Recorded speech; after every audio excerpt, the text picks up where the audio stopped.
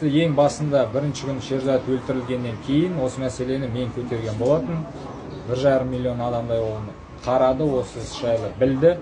Және де отбасымен сол кезден бастап мен хабардамын.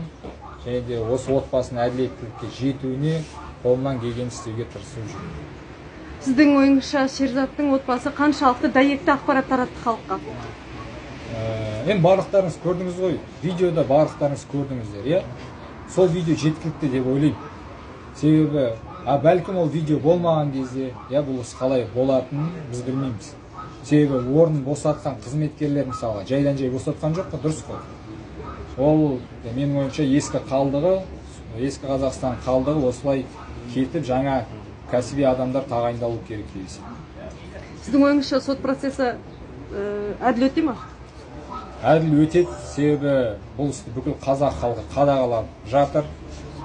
Және де президентіміз айтқандай, әділетті қоғам құру үшін бақ өкілдері, қоғамдық белсенділер және де азаматтар сол үшін күресу керек.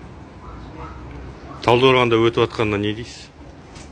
Менің ойымша ол түсінікті, енді үлкен резонанстан кейін адамдардың көп жиналуы мүмкін еді.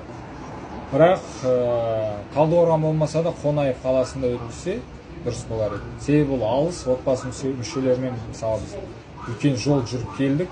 Олар барлық көп балалы отбасылар, балаларын қалдыруды да олар ойлайды қазіргі жағдайда. Жақсы, рахмет.